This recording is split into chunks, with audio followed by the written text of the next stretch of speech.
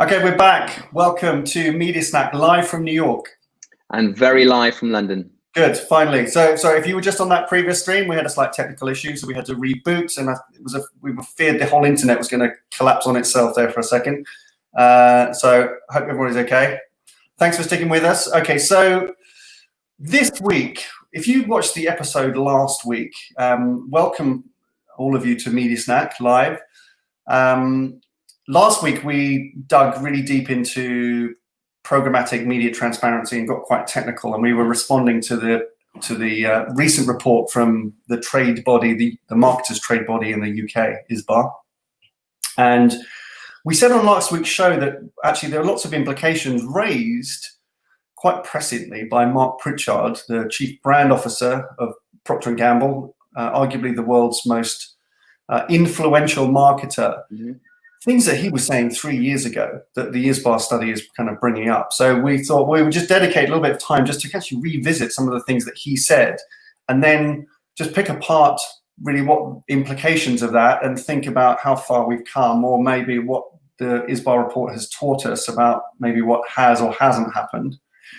So we'll talk about that. And then we've got the delightful pleasure of a special guest, another special guest this week, Ivy Brown, who leads brand marketing at TD Bank, which is in the US, which is a big banking chain in North America. It just happens to be my favorite bank. And Ivy is one of our favorite marketers. We've known her for a long time. So we'll be delighted to have her join us in about 10 minutes or so.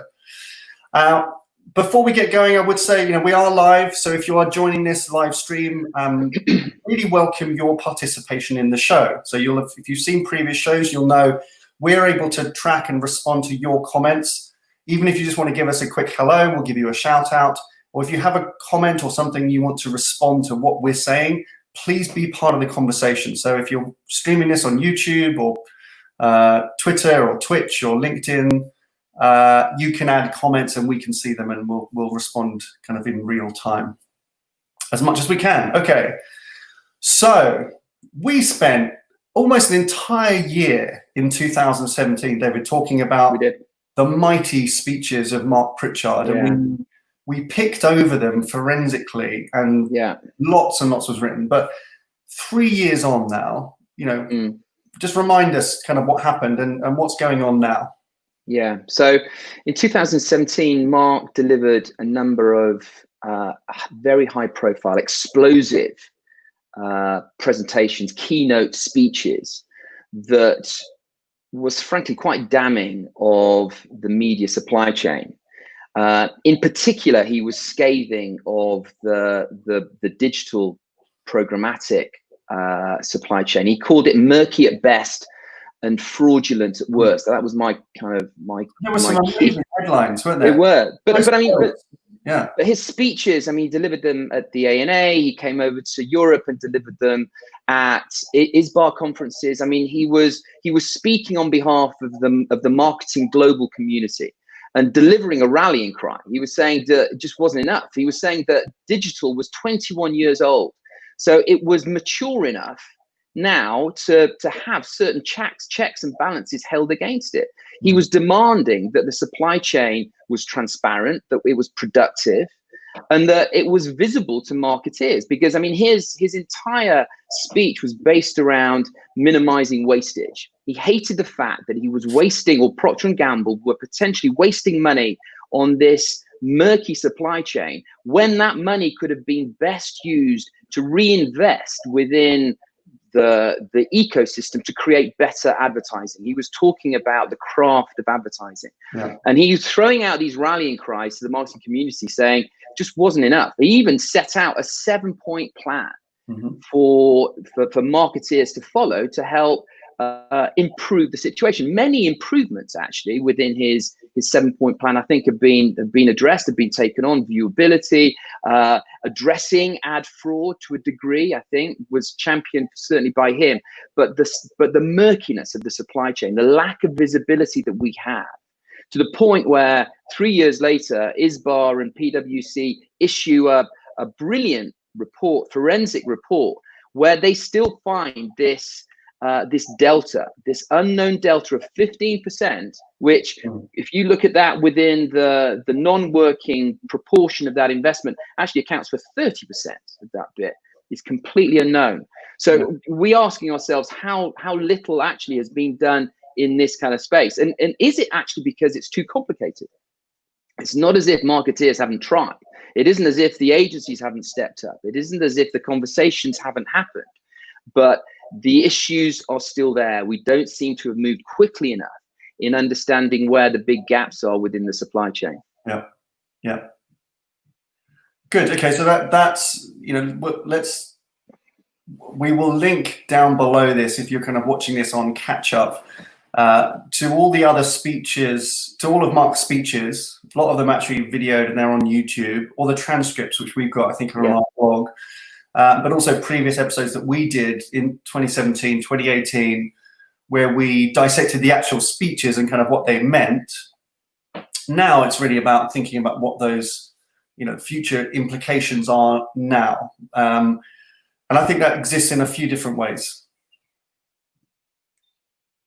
So for me, I think last week I did 5 implications. I've got 5 implications now, but this week I guarantee my rant, there's not a rant, first off, and the second, it's not going to last half as long. The first thing is that money's being left on the table. That's the big implication, okay? Mark warned us about this in 2017.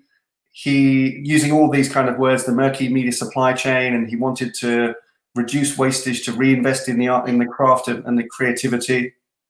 And you know what? P&G went off and they did that, okay? So if you follow the headlines over the last 3 years and you look at the things that have even just become public that P&G have talked about, and they actually talk about this stuff on their analyst calls. I mean, if their calls with analysts are kind of interesting because Mark set this out as a public agenda, they get asked about it. And so their CFO, for example, is actually very articulate about the media supply chains. So there's a lot you can learn if you've got some spare time after you've watched your media snacks. If you want to, tune into some P&G analyst calls, they're kind of interesting. I don't do it religiously, but they are quite helpful. This is a company that's become very adept at sharing, and the things that they've shared. And then if you look at the trade press and the stories, some of the big stories, like they have cut hundreds of millions of dollars out of their digital media investments, and the big headline was no effect. Okay, no negative effect, having saved hundreds of millions of dollars. So just even on the surface, if you just look at kind of what's reported in the news, and some of you may have connections and friends and people at P&G where you maybe understand, like us, and kind of maybe some other things that the company has done, but they've done a lot of the things that he was talking about. That's the first thing. And if you're a marketer and you haven't been following these kind of practices, really good things that Mark set out 3 years ago, then you're probably literally leaving money on the table, because it's just there's waste there. And this unknown delta, just to remind everybody, was, they thought, an average of 15%.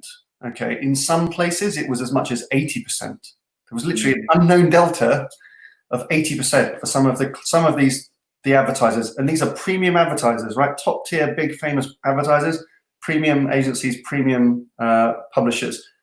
In some places, up to 80%. No idea what happened to it. So that's money that's being lost still, and that needs to be recouped. That's number one. That's a big implication. So everyone's got to go and try and find that money. Secondly, we mentioned this last week. This year is the industry's largest ever collective zero-based budgeting exercise, given what's going on. And so this is the time to do it. If you were inspired in 2017 with some of Mark's rallying cries, and I think between you and I, David, we sat in live in most of those, okay, and they were quite, I remember getting quite excited about telling you how excited it was to sit in the front row and watch Mark deliver this thing. It was like, rock star stuff. It was amazing. I think, Ritson called it the most powerful, the most important marketing speech ever created or something. It's a big moment. This is the time to do it, right? So if you're a marketer now, and you're really having to account for every dollar, this is a perfect time, potentially, to be going to your CFO, to your CEO, to your CMO, and others in the business, and say, right, give me, really, this is what we need to do. Give me a mandate. Let me go chase this money down. Let's really take it apart, really start looking at it properly. So that's the second thing. So we're leaving money on the table. This is probably the time to look at it. The other implication, I think, Mark laid down the gauntlet. And at that time, the only trade body that had been really talking about this stuff, the WFA had done a little bit of investigation into programmatic and had created what became known as the waterfall, like where does the money go?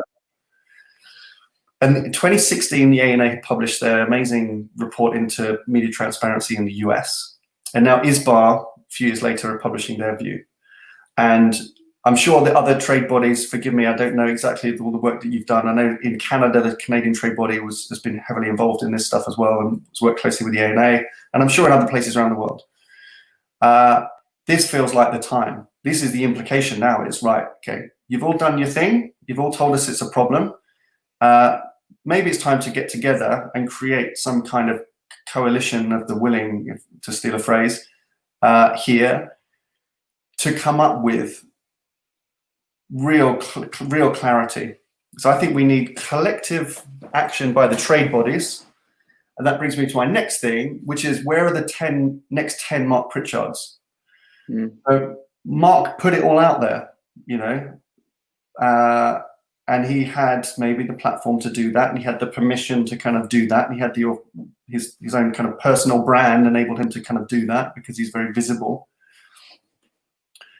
We were thinking at the time, it's great, it's going to be great. You're going to have the CMOs of the 20 largest companies in the world follow suit, right? And then we're going to have this amazing kind of collective action. Nothing happened. Who else stood up? Nobody stood up. Nobody stood up. We need the next 10 Marc Pritchards. And I think if we have coordinated action with the trade bodies, and they're getting better at working together. I think they seem to be more in step and in sync. And we need the next 10 CMOs to come together and actually agree that they're going to do something, and maybe update a program. I think that's a big implication that we need. And the final thing is what P&G told us, what Mark predicted in 2017, and now we can see that P&G went and did some of this stuff. And by the way, we know just from our experience of working with other multinational businesses and major marketers, some of the changes that they undertook. Okay, so it's not like nobody did anything. I mean, we can only talk about the things that we've been involved in, perhaps, but we've seen plenty of marketers make progress, but it's been done very privately under the radar. Yeah, really big collective action. So generally, the implication is you're going to do less like P&G. You're probably going to spend less, or you can cut waste. Okay, you're going to spend less in media. Your cost is going to go up because you're going to be focused more on premium and direct, but it's going to be more effective. Yeah. And that's where I think it's really interesting. It starts to affect the internal communication. So for the marketer, how do you get your company ready right now? If you're in that kind of zero-based budgeting mode, where you want to take money off the table, you want to find wastage, how do you align your organization with all of this evidence that we've now got we've heard from everybody, and have a plan as a marketer about what you can do to tackle this? I think that's where we are. Yeah. Okay, so a little rant, but those are kind of 5 implications, I think, 3 years down the line. So over to you then. What should marketers be thinking about? Well, I've thought a lot about this week, actually, because earlier this week, I was talking to a chief commercial officer for a big global brand. And he was an incredibly impressive operator. He was equally articulate when it came to marketing and media as he was on the kind of the commercial imperatives of his business. And marketing reports into this chief commercial officer. And I was thinking whilst I was talking to him that if I'd been a media director, I would have had to get my story straight quite frankly. I'd have had to be pretty clear on my messaging if I was dealing with him, because he understood, he'd read the report, he knew the implications of it. He was very measured and thoughtful about those, but it was about money being wasted. And so I've been thinking this week about that internal narrative. How, if I was a media director still, how would I communicate the situation, the market situation, to somebody as kind of diligent, as intelligent as the person that I was speaking to? And the first thing that I would do, and we talked about it last week, is I would understand what my current risk position was. So I would need to understand what my supply chain looked like, or my supply chains look like, in comparison to the benchmark perhaps that has been set by the ISBA report. Then that would give me at least an informed perspective with which to start making some smarter recommendations. The next thing is that I would start figuring out how to begin to address that delta. So I would begin to start suggesting how I would start looking at that particular area to begin to bring clarity and visibility to that. The next thing that I would start to do is start looking at the alternatives, as you've suggested, perhaps looking at direct deals, operational strategies that would reduce my exposure in certain areas where I think they are providing a risk to my business. As governance of the media discipline, that is my primary concern. And I would start looking at different kind of strategies, but then I would start to try and engineer a narrative that delivers perhaps some of the points you made, Tom, as in my cost might go up because I'm looking at premium sites, but the value of that placement will be far greater than if I'm buying it in a discretionary kind of way. So that it's about communication, understanding where you currently sit so that you can articulate your current risk and exposure. Number two, figuring out how you're going to begin to start identifying where the gaps are within that supply chain. And number three, figuring some smart strategies to try and alleviate some of the concerns around it. Great, good stuff. Okay. I think that we're going to need to talk more about, Marc's speeches. I think it's just so relevant. Again, it comes back. It's amazing to think that was 3 years ago. I know time flies when you're having fun, like Marc. So good, excellent, thank you. Listen, bring some comments, please, if you've got some thoughts on that. I know that some of you have been loyal viewers of Media Snack and have been through what we might call the Pritchard years, where we really kind of went very deep on this stuff. Do ask questions, and we'll kind of pick up on them. I think we're done on that. I think it's now time. Let's talk to Ivy. Let's get a kind of market perspective. Get some intelligence on the show. That's what we need. Some smarts. So let's bring Ivy in. Ivy leads brand marketing for TD Bank. Hello, Ivy. Hi. How are you doing? Hi, Ivy. Good. Well, you're right stuck in the middle there, making us look good. Good. Brightening up the show. Thank you. David and I always wear this like horrible dark blue shirts. So given what we've been talking about, this maybe first, you're based in the US, you're brand marketer in financial services. You have to be obviously very careful with the money as a financial services company, as a bank. What's been your view? And you very kindly left some comments last week, right, about in response to us talking about the ISBA report last week. And one of the things that you said, and this is what one of the areas that we wanted to kind of follow up on, is that you said that as a marketer, your job is to keep asking questions so that media is delivering business goals. And then you said, at an efficiency that does not compromise quality, for which I'm willing to pay. So that's really interesting, because I guess that's what we're saying, right? Is that you have to pay to get the quality, and you can avoid sometimes all the murky supply chain if you choose to do so. How have you managed that internal comms? How have you managed to get your team aligned to this idea that that it's not just chasing cheap impressions, and that there are risks involved in this stuff? Well, it's certainly a very meaty topic. If I think about the experiences I've had over my career in marketing, working for almost 2 decades at Johnson & Johnson, where marketing excellence, media excellence, brand building, P&L management are front and center, really helped give me a frame of reference in terms of how to think about media investment as a growth driver. I know that's a theme of Media Snack on a number of occasions. How do you think of it as a part of your growth agenda? And having access to measurement models, tools, approaches allows you to absolutely see the direct impact of that investment, as well as the investment that you put forth in other levers of the marketing mix. So that taught me the discipline of measurement and outcomes, and on your path to achieving growth.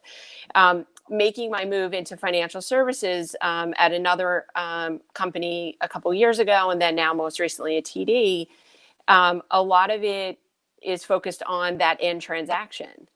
And at the same time, you really have to court your prospect. And the only way you can court them is through your message and through your distribution channels and through word of mouth. And at the end of the day, the products are all the same. It's a retirement plan, or it's a bank account, or it's a mortgage. But you try to develop, relationship with those audiences so that you build that brand love. And in order to build that brand love, you need to be reaching them, those audiences, and you need to be measuring the role that media is playing in that customer journey, all the way from the top of the funnel to the middle and bottom part of that funnel. And what I've tried to infuse in the thinking that I bring to the table in partnership with the agencies, as well as with my team members and our partners, is ultimately, what are we trying to achieve, and how are we measuring our effectiveness in achieving that?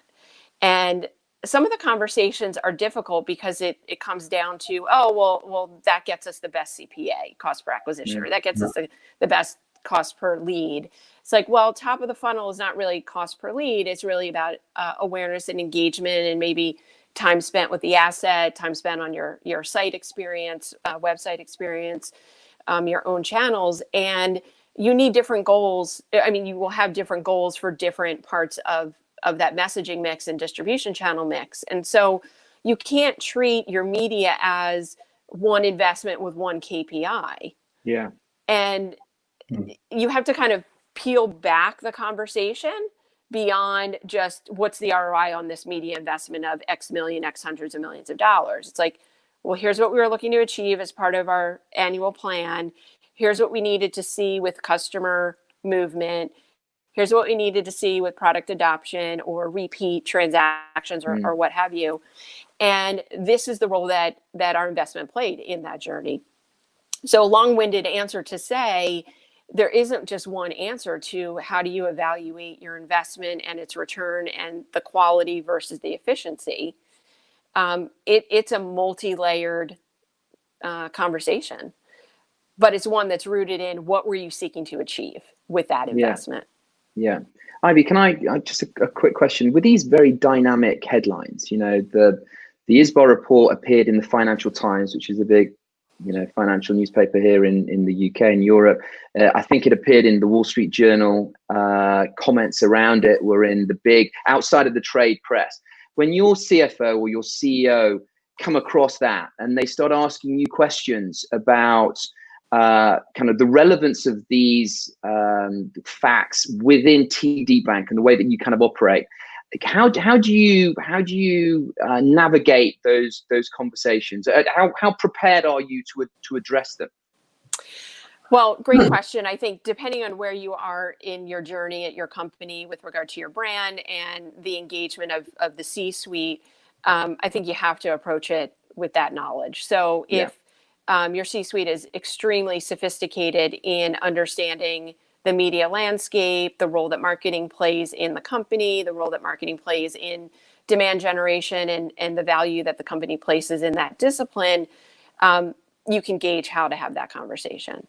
I always come back to what is the common goal? The common goal is, we gave you this much money. What did you do with it? and what do you have to show for it? Yeah. And if you think about it in that simplistic set of terms, it's really about help me understand what you got with that money. Yeah. And a lot of times, you know, and I've only been with TD Bank for a year, so I can't specifically speak to the journey that the company's been on over many, many decades of building its, you know, a brand stance and the investment in brand. But it's certainly a company that respects the value that brand brings to the proposition of the bank. And so there is value placed in that investment. But I always come back to what is the science behind the investment outcomes that you have? And if you don't have the science backing, i.e. like a traditional marketing mix or media mix model, you have to start with what kind of data can you start gathering? And then who can you look to in your peer group, you know, non-competitively, but in your network to give you insight into how to start building a measurement agenda that gets you to a payback conversation.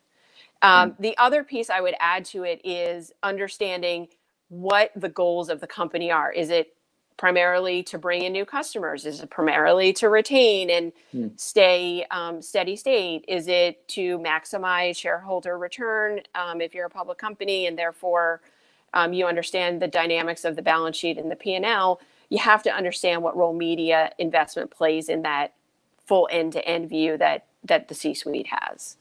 Sorry, long-winded answer, no, it's but good. It really depends. It makes a lot of sense to me.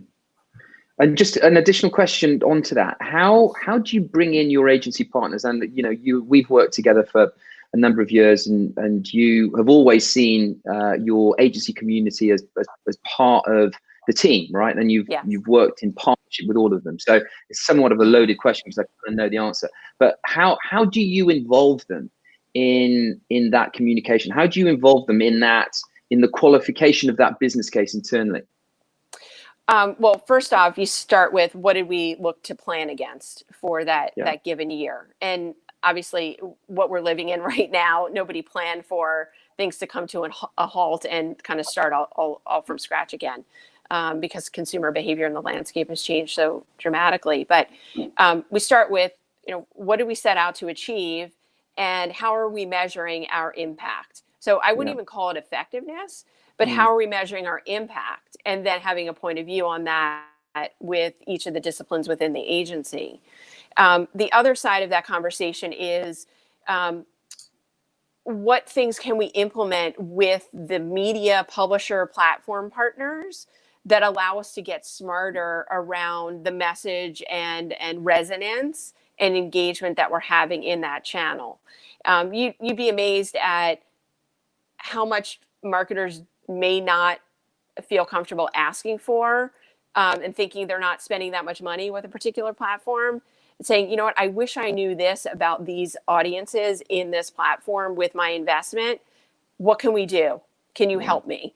So that gives another view of, you know, a lot of senior management at the C-suite level, you know, they may not be living in these channels day in and day out like our customers are. So we have to give them evidence around the viability and the impact that those channels are having. The last piece I would say, just in terms of the agency side, is, you know, I always take the perspective of we should always be learning. You can learn on your own, you can learn together. The partnership is the fact that the agencies have so many more access points to intelligence than me and my team would ever have access to. And recognizing it's a learning environment together and we want to be smarter together allows for common ground to go forth on that agenda. The learning aspect is what marketers have to keep front and center in this dynamic world of players coming in and out. And obviously consumer behavior in the last almost 3 months has changed radically. More channels are more relevant. Some channels are less relevant. People aren't commuting anymore. So therefore channels are playing different roles.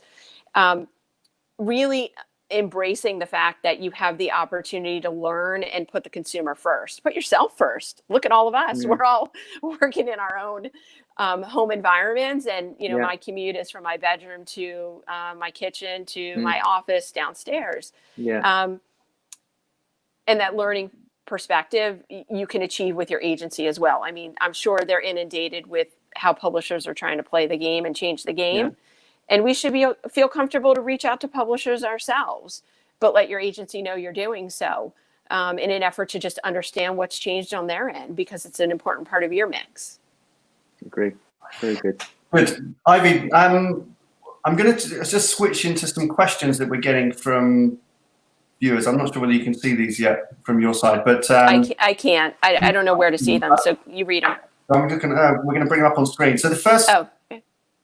we've got some very good questions. Just, I'm holding back on some specific questions. You've attracted some very top caliber marketers to join us live, and they're asking some very good questions. So I'm going to come to, we've got Renee from Heineken, Kevin from Hershey's, Sam, who's previously P&G, and wow. With some very good things I want us to just kind of touch on. But Joe's just asked a question specifically to you, so we'll just do that before we let you go. So Joe's just asked, which KPIs are most important to you and most reliable? So where can you trust the numbers on the report? Okay. So, I mean, and Joe, I think you participate in a lot of the media snacks. I've seen some of your comments, or maybe it was just last week I saw some comments. So thanks for joining in. Which KPIs are most important? I have to say it all depends on what your objective is for a particular campaign. So certainly, the first cut is always, is it video? Is it not video? Because video plays a different role in the journey of the customer, whether you're top funnel or middle of the funnel. When it comes to other channels and messages in those platforms, your KPI is going to vary based on what you're trying to achieve and the role that plays in your message mix. So are you introducing? Is it a repeat message? Are you looking to get frequency? And therefore, eventually, you're looking for someone to engage with you or to transact.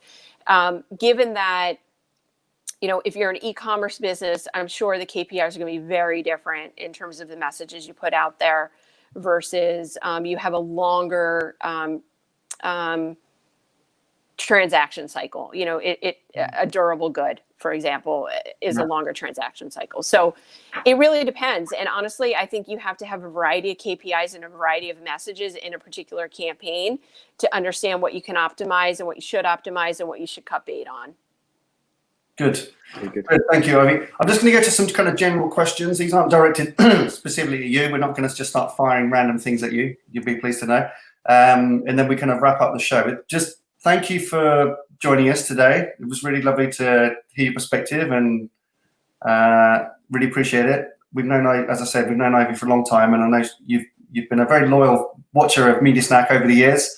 So it's great to actually have you on the show. So we're very pleased about that. So it seems like we made it eventually. Before we wrap up, I just want to flag a couple of very good comments that have been made. Renee is from Heineken. Hi, Renee. This is a really interesting one, actually, because if you remember, like back in 2017, that was one of Mark's big things, was trying to kind of break the walled gardens, and he called for MRC accreditation and all these kind of things. And there was lots of conversation and updates over the time about whether Facebook and Google and Twitter and others had kind of opened up to that. I think we're due an update. I think we are due an update on that, actually. So I think it's a good challenge. It's a question that we had. I don't know the answer, Renee, unfortunately, exactly where they've got to, but perhaps we can invite on MRC. Maybe they're a good one to come and just explain where they got to, because they were very visible. So appreciate that. Thank you, Renee. Thank you for watching. Kevin McCollum's at Hershey's, Hershey Procurement. Hi, Kevin. Down near you, actually, Ivy. Kevin's in obviously near Hershey, Pennsylvania, and you're not far from there. Just agreeing with the comments that Renee had made. We haven't seen much in terms of walled gardens. I do believe, I think it's one of Keith Weed's things before he disappeared into retirement, was to kind of follow up on the walled gardens. And then Kevin also says, perhaps there were some fears that there was collusion on the advertiser side. That's always one of the challenges with the trade bodies, is to avoid this, anti-competitive charge that might come from that, but we do need better coordination, I'm sure. And then finally for now, and then I'll kind of wrap up, I think, hi Sam, thank you for watching. So Sam, again, very experienced kind of media and marketer, previously P&G and Nestle and GSK most recently. Very good question about the impact of blockchain. That is an upcoming episode, interestingly. So thanks for volunteering to be on the show, Sam. That's really nice. It's a big one, right? Because it's a lingering conversation to what extent the underlying technologies can be cleaned up, and there's pros and cons, lots of discussion on that, and it's something that we are exploring professionally as a business anyway, because it's an interesting area, but also just what the pros and cons of that might be to the marketer, and really what marketers should be demanding, I think, for that. But there's some very interesting questions from brands coming on that. From those, any other comments, David, Ivy, before we wrap up? I just wanted to add one thing with regard to Facebook in particular.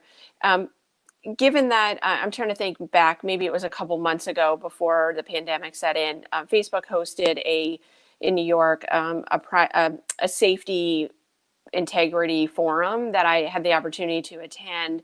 They talked about all the protections they were putting into place on their platform, given the FTC investigations and decisions that came out of that. And what I found really interesting was that, and I'm sure all of us as marketers have already done this, but if you haven't, I recommend you do this. Like, if you're on Facebook, go into your profile, go toggle around in the settings, go see the ad preferences, and look specifically at how you're being identified, based on how you've engaged, what you've made public in their platform. And I spent probably a good 2 hours cleaning up my profile interests that they've flagged me as having interest in. And I kept a number of them because I want to keep seeing things and being targeted for those. And others, I just wiped out completely. Now I go in every week based on things that I've engaged in the given week and see what now I'm flagged with, having interest in. And I have to say, I'm highly, highly skeptical of the full targeting suite of reaching your audience on that platform. It doesn't mean it doesn't work. It does work. What I'm highlighting is you need to keep asking questions of your partners. And if you have a direct relationship with the Facebook, Instagram crew, do that as well, because the algorithm changes and how they've identified what your audience was maybe a year ago. You just need to keep refreshing it. You need to keep asking what new things are coming to be. Obviously, the pandemic is creating new consumer behaviors. People are engaging in things they would have never engaged in before, and they have free time because they're not commuting or what have you. And you need to know who your audience is and then how they've changed and how you can reach them in a different way. And that's where I'd say always be learning and actually use yourself as the guinea pig. And I could not believe how many things I was tagged for that I'm like, this is completely irrelevant. Like, this is not what I'm interested in. So. Great advice, Ivy. Good. Nice wrap up. Thank you, Ivy. Lovely to see you. We'll let you go. Yeah, thanks, take guys. care, Have Ivy. a great weekend. All right, take care. Bye-bye. Bye. Thank you. That's great. Thank you, everyone, for supplying comments. Sorry we couldn't get through to everything. Again, our best intention is to run to a 30-minute show. Is not doing so well. So we'll make better effort next week and every week from now on. You can join us every week, every Friday live at 11 a.m. Eastern, 4 p.m. UK, and the variations around the world of that. Please subscribe to Media Snack on YouTube or any other platform in order to be updated, when we're going live. And we'll get better at telling you actually what we're talking about in advance, so you can submit questions, and we'll tell you our guests, and you can kind of help us prepare for the show, I'm sure. So thank you very much for your participation. Thank you again, Ivy, for being a great guest. We love having marketers share their perspectives with us on the show. There's still lots of really good comments coming through, but I'm going to have to save them for next time, mate. Very good. That is it. Thank you for watching. Bye for now. See you next time.